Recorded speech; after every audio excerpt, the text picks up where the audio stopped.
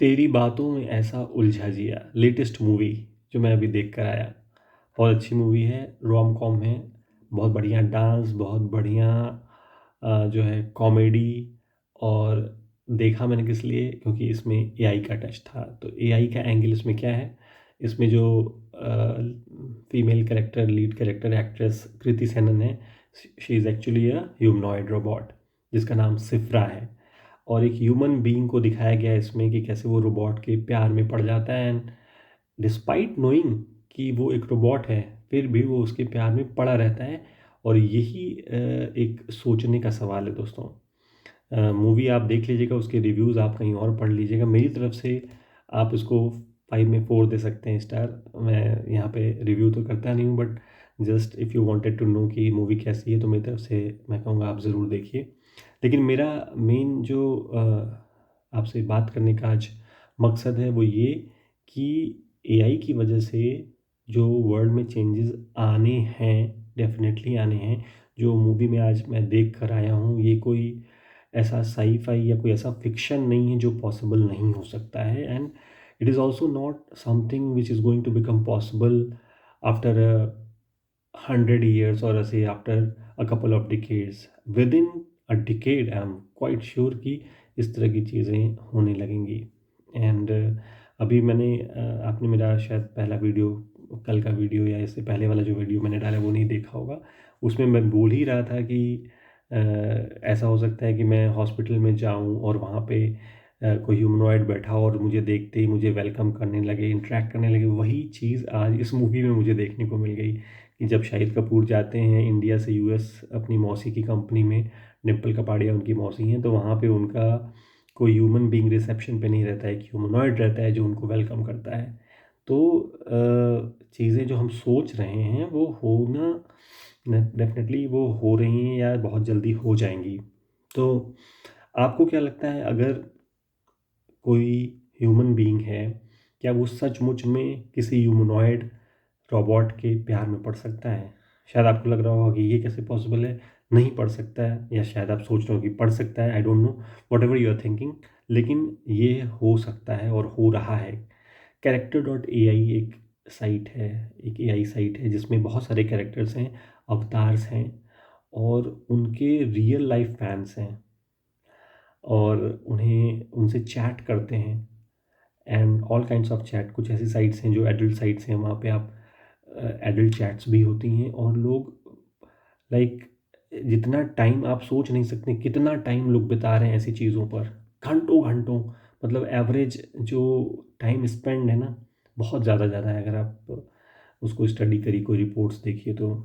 और इससे जो मुझे एक चिंता ये है कि दुनिया में भीड़ तो बढ़ती जा रही है, लोग बहुत हो चुके हैं, लेकिन फिर भी अकेलापन एक बहुत बड़ी बीमारी है।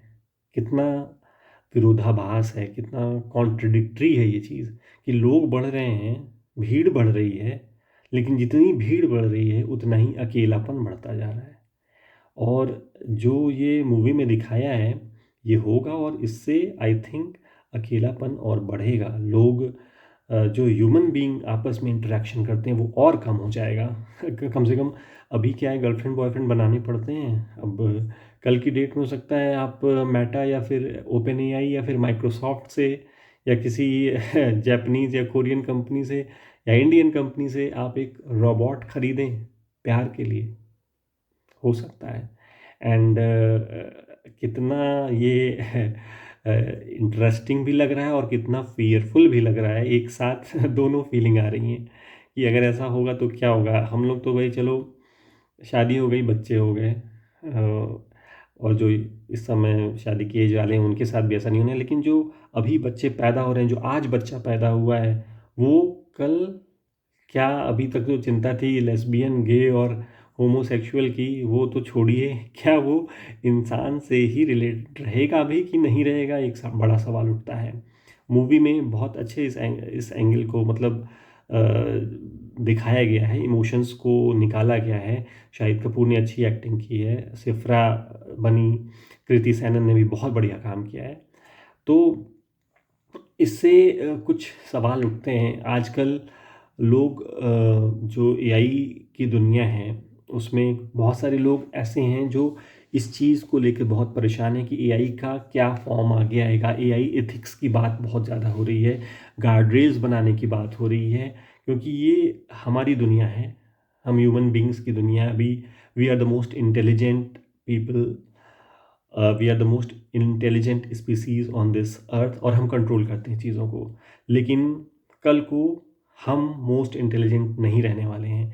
AI will be the most intelligent, machines will be the most intelligent, if you call them species, we can call so, या मशीन कह लीजिए, सबसे इंटेलिजेंट लेकिन वो होने वाले हैं किसी भी ह्यूमन बीइंग से बहुत ज़्यादा, and they might take control of everything. इसीलिए बहुत सारी चीज़ें हैं जहाँ पे एआई को हमें रोकना है, डेफ़िनेटली रोकना है। जैसे न्यूक्लियर पावर हो गया, या कोई ऐसा बटन हो गया जिससे मिसाइल चल जाए, वो कभी भी एआई के कंट्रोल में नहीं रहनी चाहिए। और ये क्यों नहीं रहना चाहिए, आप इस मूवी को जब देखेंगे तो इसमें लास्ट में मुझे सबसे ज़्यादा वही पार्ट मुझे पसंद आया है कि मैं भी काफ़ी खुश था कि चलो अरे वाह यार, ऐसे भी हो सकता है।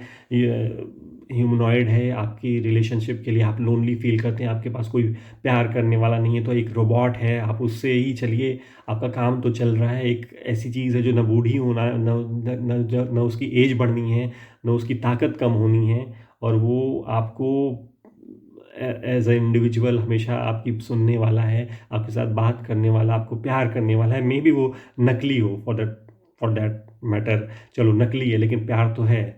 तो वो चीज़ अच्छी लग रही थी, लेकिन तभी उसमें एक ऐसा ट्विस्ट आया मूवी में, जो पार्ट मुझे अच्छा लगा कि जो ह्यूमनॉइड रोबोट जो सिफ्रा है, वो इतनी अच्छी, इतनी सौम्य, सब कुछ बहुत बढ़िया लग रहा है, लेकिन लास्ट में जो चेंज आया है उसके अंदर, वो बहुत ज़बरदस्त दिखाया है मूवी में, कि वो मैल फंक्शन करने लगती है, आपकी इंस्ट्रक्शंस को मानने से इनकार करने लगती है, और गलत काम करने लगती है। She has almost taken life of a person, दिखाया है मूवी में।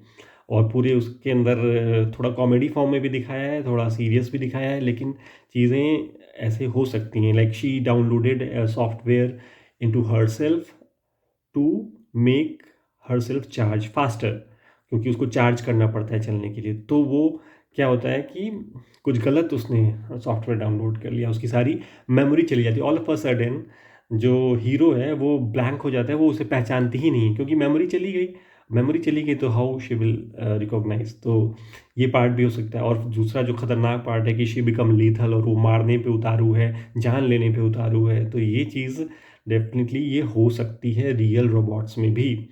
और यही चीज़ें जो है हमें सजग करती हैं कि भाई देखो, तुम करो एआई पे काम, बनाओ रोबोट, बनाओ मशीनें जो सारा काम कर ले ह्यूमन बींग्स का, लेकिन यार उसके अंदर दो चीज़ों को कंट्रोल करना होगा। दो चीज़ें मिसिंग हैं अभी, जो फ़िलहाल अपने पास टेक्नोलॉजी है। जो सिफ्रा है मूवी में, उसमें दो चीज़ें मिसिंग हैं। सब कुछ है, बहुत सुपर इंटेलिजेंट है, सब कुछ पता है, she knows every language, she knows every dish, how to cook and all that, she has all the stats of everything, but she lacks two thing. First is common sense, and second thing is emotions. इसमें धर्मेंद्र भी हैं।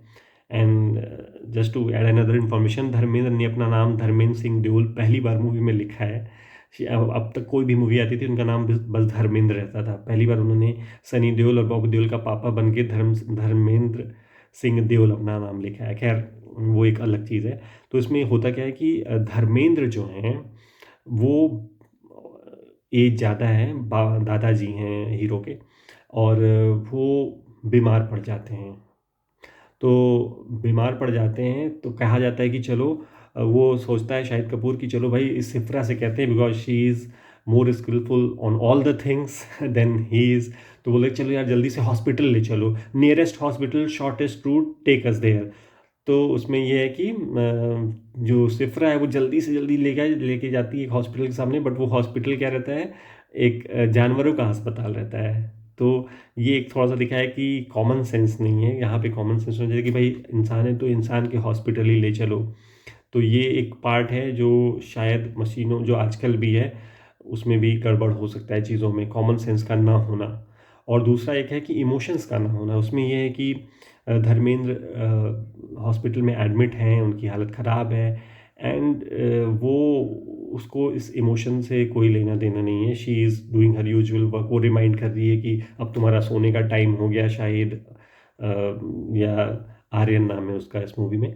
तो तुम्हारा सोने का time हो गया, मतलब वो जो इमोशन वाला पार्ट है कि कोई बीमार है, कोई जिसकी किसी की तबीयत ख़राब है तो तुम उसे उस तरह से ट्रीट करो, वो चीज़ नहीं है। तो इमोशंस वाला भी गड़बड़ है। और एक मूवी में लास्ट में बहुत अच्छा इन्होंने दिखाया है कि जिस पे बहुत चर्चा होती रहती है and it still looks impossible, but as they say nothing is impossible.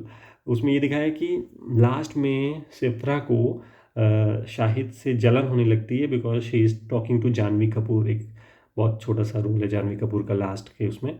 तो जब वो उससे बात करने लगता है शाहिद, तो सिफ्रा को जलन होती है। तो ये चीज़ मशीन में नहीं होनी चाहिए थी बिकॉज मशीन में कोई कॉन्शियसनेस नहीं है as we do, as we human beings have, लेकिन उसे होने लगती है। तो ये अब टू बी कंटिन्यूड लिख दिया है। इसका नेक्स्ट पार्ट आएगा मूवी में, हो सकता है उसमें दिखाए।